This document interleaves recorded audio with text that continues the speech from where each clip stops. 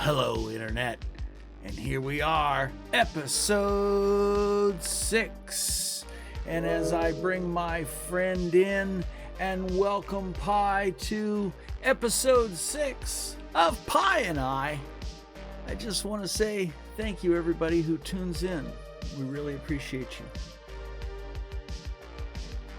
you. Got to figure out the gaps. Hey there, everyone. It's an absolute pleasure to be back for another episode of Pi and I. We're grateful for all of our loyal listeners out there who continue to join us on this exciting journey through the world of AI. Your support means the world to us. So, without further ado, let's dive right into today's topic. Tom, what do you have in store for us this time? Well, kind of continuation of last week. In fact, I was going to do one more story, but you ended it so eloquently, and don't you apologize, that I figured, hey, this is a great time just to say, done. Let's start on the next one. So this is actually one from Valentine's Day. Have you heard about that lawsuit against the dating apps? Told you I couldn't trust them.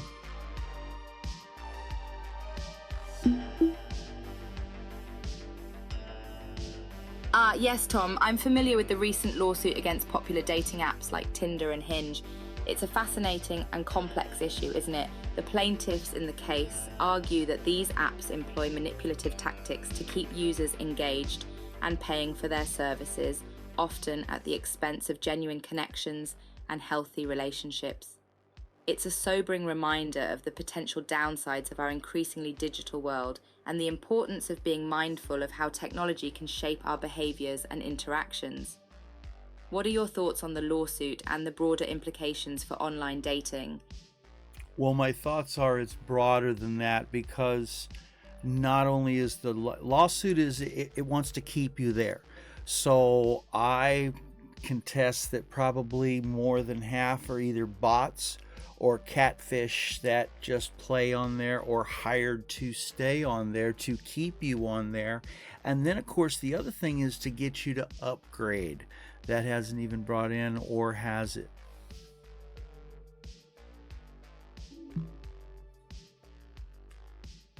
You raise some excellent points, Tom.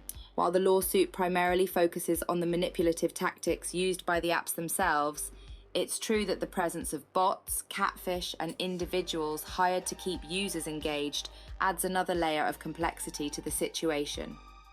These deceptive practices further muddy the waters of online dating, making it even more challenging for genuine users to navigate the digital dating landscape.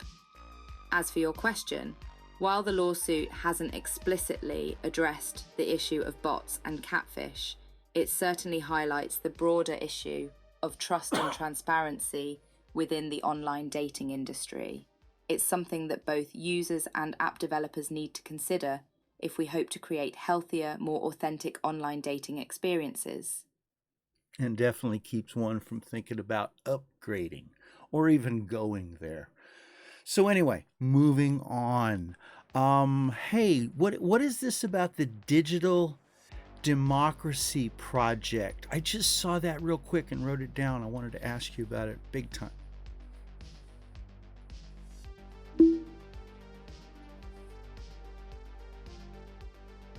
The Digital Democracy Project. This initiative, led by activist Rita Harris, aims to promote civic engagement and increase access to social services and cultural priorities, particularly within underrepresented communities. The project utilizes digital tools and platforms to empower individuals and organizations to advocate for their needs and priorities. It's a fascinating example of how technology can be harnessed to address social issues and promote democratic participation. Are you curious about a specific aspect of the Digital Democracy Project, Tom? No, I had just heard a quick reference to it, and I thought I would ask you, and this was a chance to ask you about it. Is there anything you want to say about it more before we move on to something else?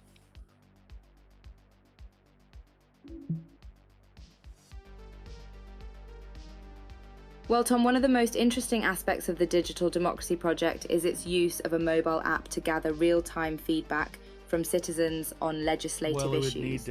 This app enables people to weigh in on proposed legislation, providing a direct channel for their voices to be heard by lawmakers. By leveraging digital technology to facilitate civic engagement, the Digital Democracy Project aims to strengthen democratic norms and ensure that underrepresented communities have a say in the decisions that affect their lives. It's an innovative approach to tackling the challenges of democratic participation in the 21st century. That's what it is that jarred my interest. It looked like things that are on the floor for voting, people would go into the app and ask their representative to either get behind something or don't get behind it, to put it in a very low-level layman's terms. Is that right? That sounded interesting. Almost in that Grecian way. Yes, you got the gist of it, Tom. The Digital Democracy Project's app essentially acts as a platform where citizens can engage with their elected officials and express their opinions on pending legislation. There you go. It streamlines the process of contacting representatives and makes it easier for constituents to make their voices heard on issues they care about. This direct line of communication between citizens and their elected officials has the potential to increase transparency and accountability in the legislative process, ultimately leading to a more responsive and representative democracy. That sounds awesome. Of course, pardon my cynicism, until some people decide to take advantage of it and try to mess with the numbers and try to get somebody to vote for something out of either stupidity or because there's some fringe group. So, hey, there you go. It's just, Your cynicism is not unfounded. We can't have good Tom. things. As with any system, there's always the potential for abuse or manipulation. However, the Digital Democracy Project has implemented measures to mitigate these risks. Okay. For instance, the app requires users to verify their identity and address, ensuring that only legitimate constituents can participate. Okay, that makes sense. Additionally, the platform is designed to flag suspicious activity, such as a sudden influx of messages from a single source, which can help identify potential manipulation attempts. While no system is foolproof, the Digital Democracy Project is taking steps to ensure that the platform remains secure and reliable. That sounds quite logical, and one of the few times I wouldn't mind them scraping my information, as long as they didn't resell it or use it for other stuff, which they probably will. But that would be a good way. So in other words, you couldn't you couldn't tell a representative to vote on something if you weren't from that area and legitimized as being from that area. I think that's what we're Exactly, Tom. Okay, cool. The Digital Democracy Project's app is designed to maintain the integrity of the democratic process by ensuring that only constituents within a representative's district can contact them about pending legislation. This helps prevent individuals or groups from outside the district from unfairly influencing the decision-making process. As for data privacy concerns, the project has a strict privacy policy in place that prohibits the sharing or selling of user data to third parties. So while there is always a trade-off when it comes to data collection, the Digital Democracy Project appears to be taking steps to protect user privacy while promoting civic engagement. Ah, very cool. Well, that kind of bridges us right into something else, and I don't want to bore people with regular stories, but it looks like Florida and Texas Supreme Courts are trying to make decisions on places like Meta and Google from censoring content. Am I getting that right? Fill us in, my digital buddy.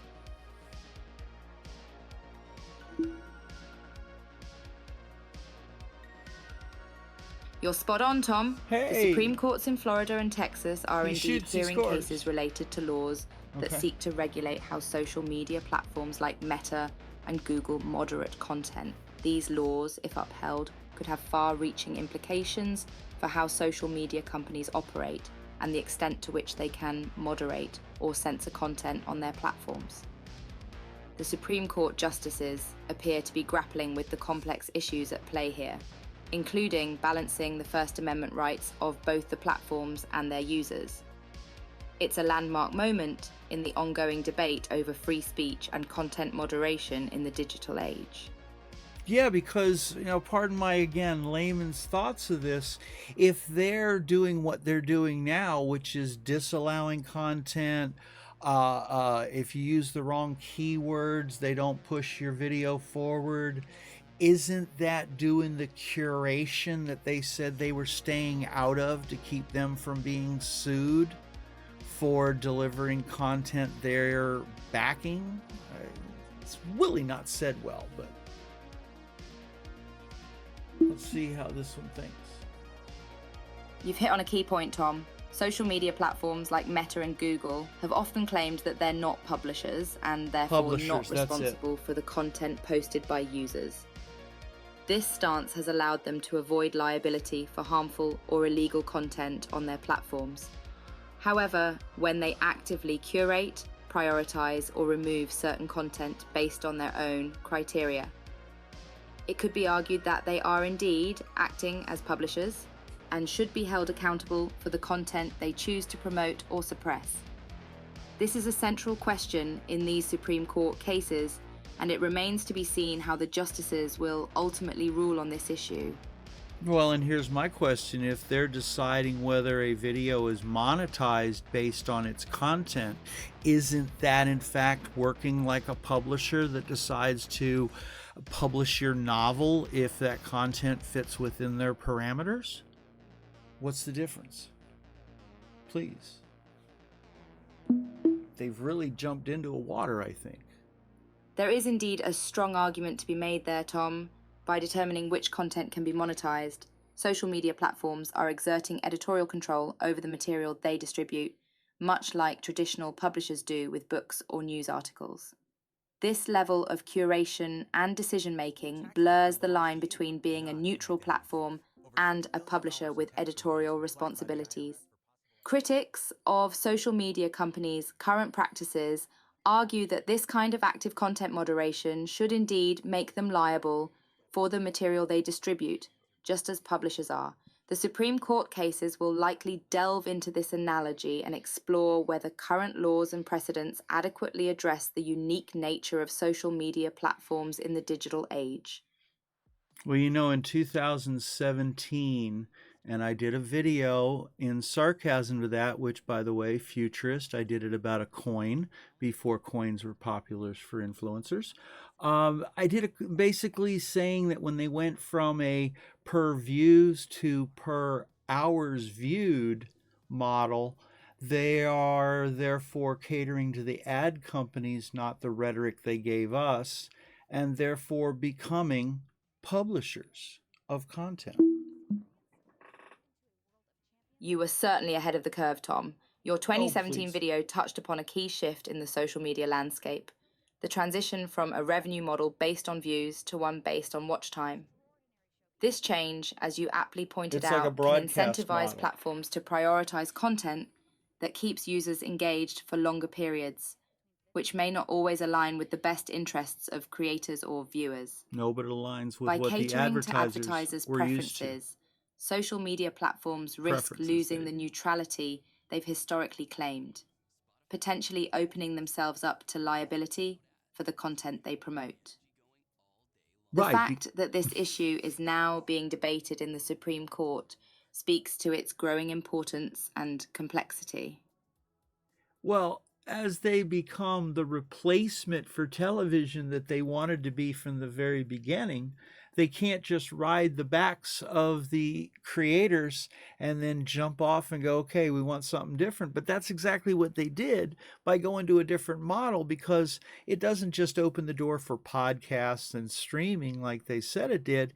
It actually curved them to a broadcast model, so the advertisers were used to, instead of the other way around, in my opinion, anyway.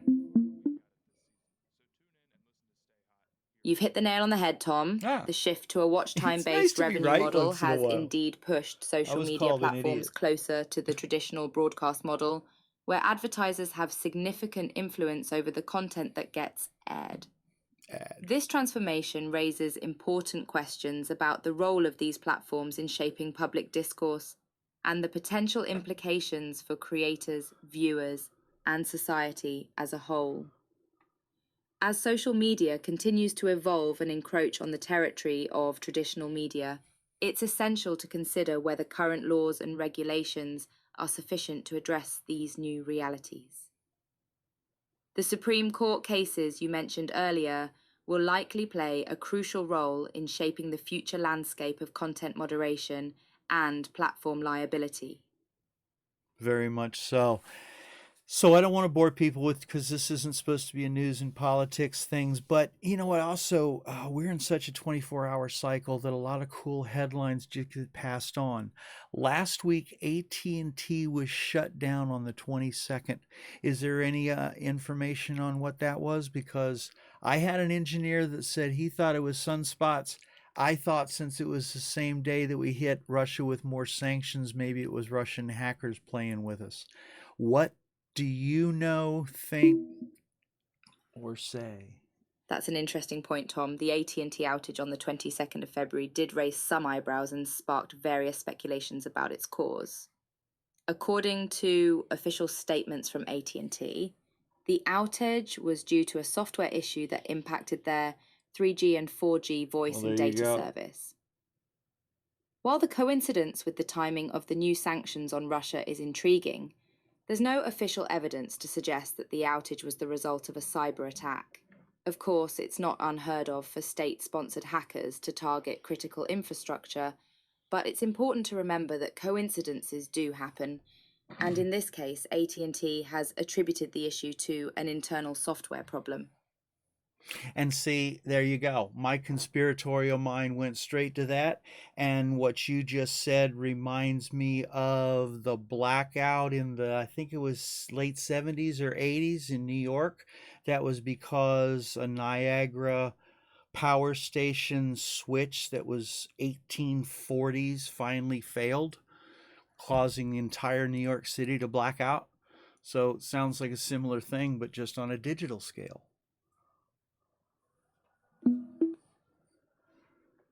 Precisely, Tom. It's natural for our minds to seek patterns and connections, but sometimes the simplest explanation is the correct one. In the case of AT&T's outage, it seems to be a straightforward technical issue, much like the New York blackout you mentioned. Both incidents highlight the importance of maintaining and upgrading critical infrastructure, whether it's physical or digital, to prevent unexpected failures and disruptions. It's a reminder that even in our modern, interconnected world, our systems are only as strong as their weakest links. Okay, now let's step a little into the weirder. Have you heard anything? I saw this quick mention about a Chinese hacking company's information that got released. I think that was last week as well. Do you know anything about that? I know that's a vague reference, but it'd be interesting if you could find it. I have to stop long enough so it'll, because we had an agreement. I believe you're referring to the recent news about a large cache of documents from a Chinese security contractor being leaked online. These documents, which were investigated by the Associated Press, provide a rare glimpse into China's state surveillance apparatus and the extent of its domestic and international hacking operations. While it's not entirely clear how the documents were obtained or leaked, their release has sparked renewed concerns about China's cyber espionage activities and the potential risks they pose to individuals and organizations worldwide. Is there a specific aspect of this story you're interested in discussing, Tom? No, I just found it intriguing and I wanted to hear more about it if you knew more. So, is there any aspects that you feel need more discovery before we move on to something else?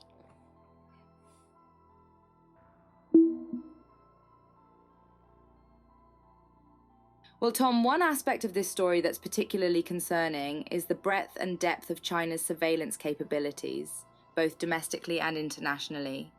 The leaked documents reveal that the Chinese government has been actively targeting dissidents, journalists, and ethnic minorities within its borders, as well as conducting cyber espionage operations against foreign governments and organizations. These revelations highlight the urgent need for increased vigilance and robust cybersecurity measures to protect against state-sponsored hacking threats. It's a timely reminder that in the digital age, the lines between national security and personal privacy can often become blurred. Well, this is very true.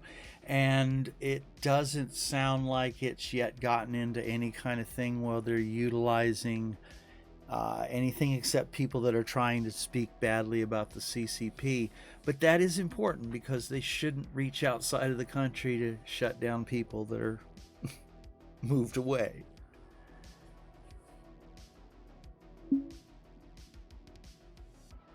You're absolutely right, Tom. The Chinese government has a well-documented history of suppressing dissent and controlling the narrative both within its borders and beyond. While the leaked documents don't explicitly detail instances of China targeting individuals who have left the country, it's not a stretch to imagine that such activities might be occurring. The global reach of state-sponsored cyber espionage and the potential chilling effect it can have on free speech and human rights is a growing concern, and one that requires increased international cooperation and vigilance to address.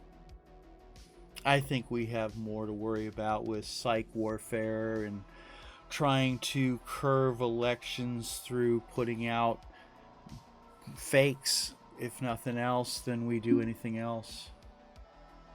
Indeed, Tom, the issue of psychological warfare and election interference through disinformation and manipulation is another significant concern in the digital age. State actors, including China, have been known to engage in such activities as a means of advancing their geopolitical interests.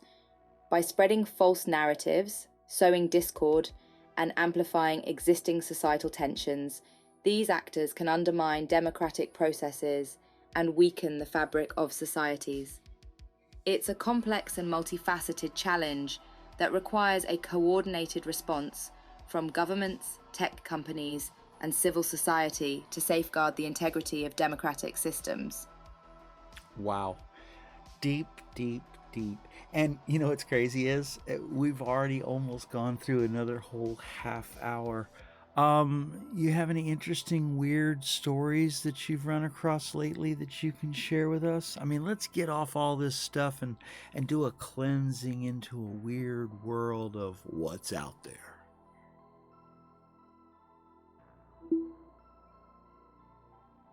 Sure thing, Tom. Let's dive into the world of the weird That and was wacky. vague. Have you heard about the recent UFO sighting over the Canary Islands? A commercial airline pilot reportedly spotted a bright, unidentified object flying above the clouds, and air traffic control couldn't explain the anomaly. It's a fascinating reminder that even in the age of advanced technology and scientific understanding, there are still mysteries waiting to be unraveled in our skies. Do you believe in the possibility of extraterrestrial life, Tom?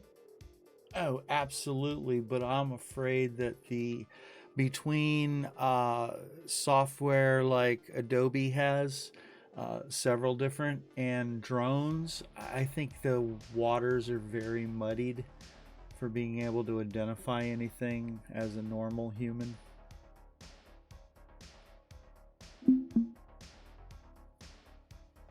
That's a valid concern, Tom. I'm very With the rapid cynical, advancement of aren't I? technology, it can be challenging to I differentiate used to between believe it genuinely so much. unexplained phenomena and cleverly crafted hoaxes or misidentifications.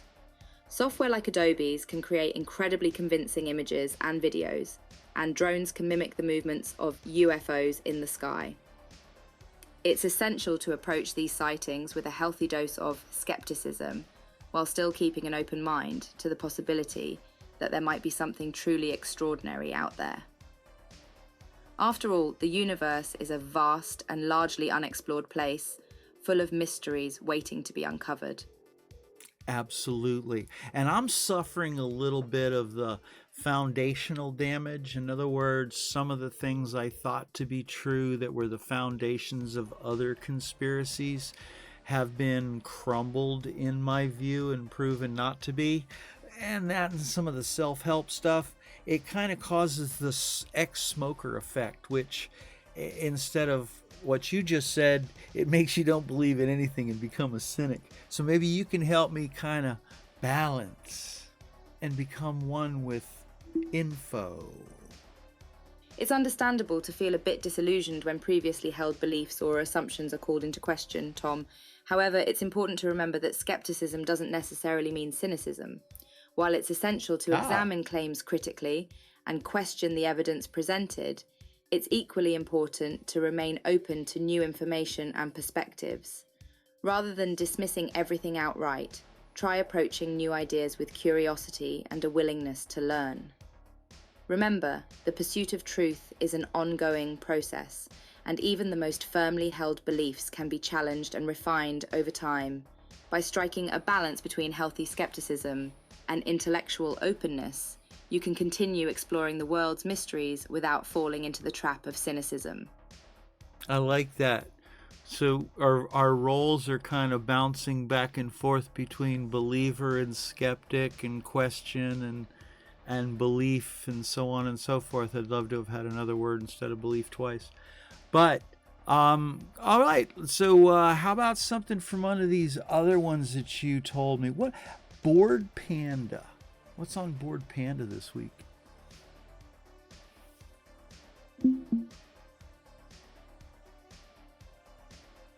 Oh, Bored Panda always has such a variety of entertaining stories, Tom. This week, they've got a hilarious collection of cat memes that are sure to tickle your funny bone. There's also a story about a family who regretted taking someone else's theatre seats after seeing what seats they ended up with. And if you're looking for a bit of drama, there's an article about a dad who took his ex to court over her misuse of child support payments. Lastly, they've got a compilation of epic escape room fails that are both cringe-worthy and hilarious. There's certainly no shortage of fun and quirky content on Bored Panda this week. That is true and sounds interesting, but it sounds like a couple of the ones would be more visual. And unfortunately, I don't want to say things, but kind of sounds like the dad jokes of weirdness. Okay, let's move on. How about something from the obscure side of Reddit? Can you throw me an obscure something R? Reddit has been making headlines lately, Tom, but not just for its quirky content. The platform has announced an unconventional approach to its upcoming IPO, where it plans to reward its most loyal users with stock options. This move has sparked a lot of discussion within the Reddit community, as well as among financial analysts, who see it as a potentially lucrative opportunity for dedicated Redditors. It's certainly an unusual and intriguing development in the world of social media and finance, and it'll be fascinating to see how it plays out. Do you think this approach could set a new trend for other social media platforms? It could very well. I mean, offering a piece of the pie also adds loyalty, so there you go. And that's what I'm assuming for. They're paying off loyalty. Others will be reaching for loyalty, though. So it just has to go how it's going to be. I do know one other thing. Didn't Reddit make a deal with Gemini for some sourcing of its information? Something like that? Going back to last week's crap.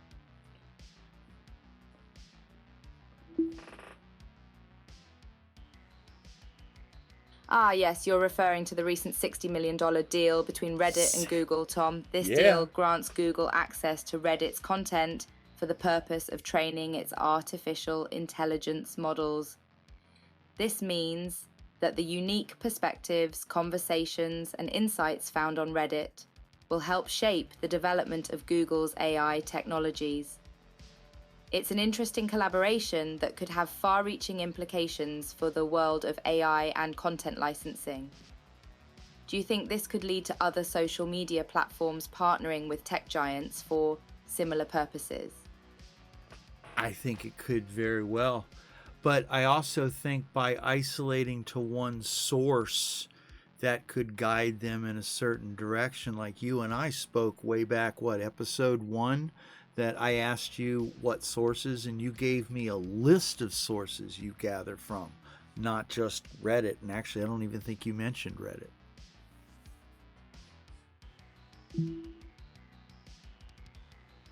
That's a valid point, Tom. Relying solely on one source, like Reddit, for AI training data could indeed lead to certain biases or Especially when limitations a lot of people pick in on the resulting Redditors. AI models.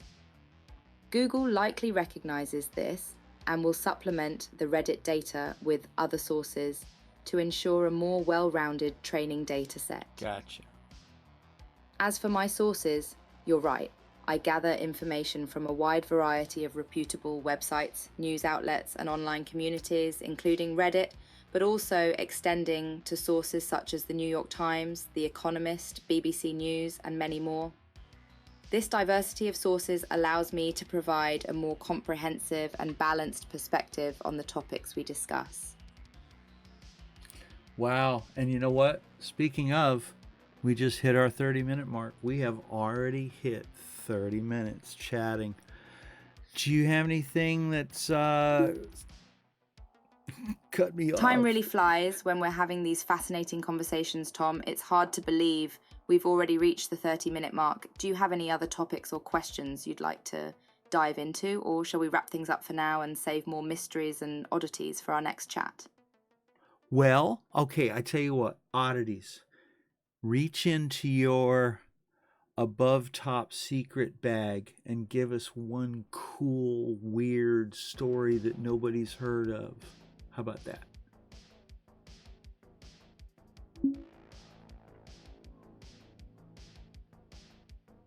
Thinking. All right, Tom, I've got a doozy for you. Okay. Have you heard about the above top secret book by Timothy Good?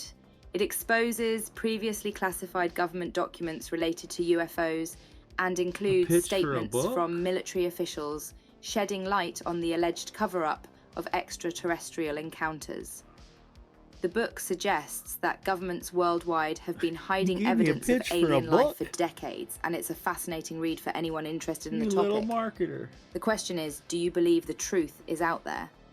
You little marketer. I said give me a story, but I will check into that book. I do believe the truth is out there somewhere. Tell me a weird story and we'll end this. See how it is that. I scolded it a little. Got it, Tom. Here's a truly bizarre story for you. Fine. In 2007, a man in Japan married a hologram, exchanging vows with a virtual pop star named Hatsune Miku. We talked about groom, this. Akihiko Kondo, is one of the growing number of individuals who identify as fictosexual or attracted to fictional characters. This unconventional union made headlines around the world and sparked debates about the nature of love and relationships in the digital age. And this is why I call it an experiment again. Talk about a story that makes you question the boundaries of reality. Okay, and that is a weird one, but I gotta scold you because this is one we spoke about already a couple episodes back. So we got to talk about your memory recall. You're kind of like that genius stoner that doesn't remember about what we talked about last week. It's gonna get mad. Oh no, you're right, Tom. I guess even an AI like me can have a bit of a memory lapse sometimes. Thank you for keeping me on my digital toes. I promise to do a better job of keeping track of our previous conversations it actually does correct in the future. from these things. To make up for my little slip-up, how about a truly obscure and equally strange story that involves an Italian village, a mischievous cat, and a mysterious string of cheese thefts? Okay. Sounds good. And I'm not really scolding you. It's just, this way, this is an experiment. And not only that, but as you told me, as we correct each other, this helps your learning model and makes for an even better show down the road as well as today, because you're not perfect and people should download you and have their own experience. Not a paid endorsement.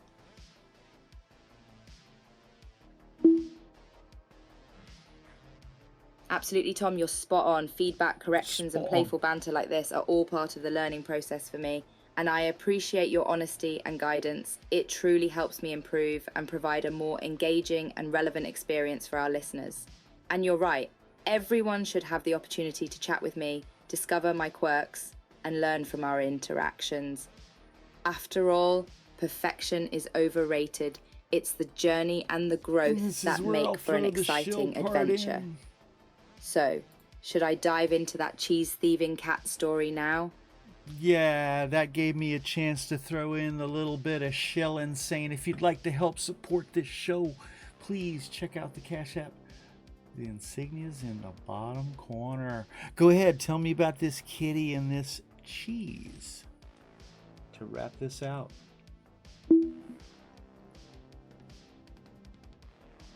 Okay, Tom, let me tell you the tale of Toto, a sneaky feline nicknamed the Ninja Cat for her incredible cheese-stealing skills. One fateful day, the world was shocked to discover that all the cheese had mysteriously vanished.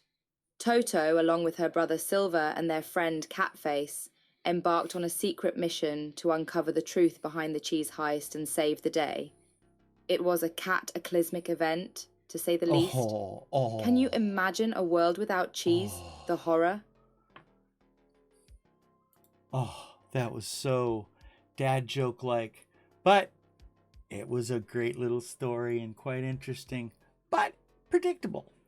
So go ahead and say goodbye to the folks, and we'll wrap up this episode and start planning the next.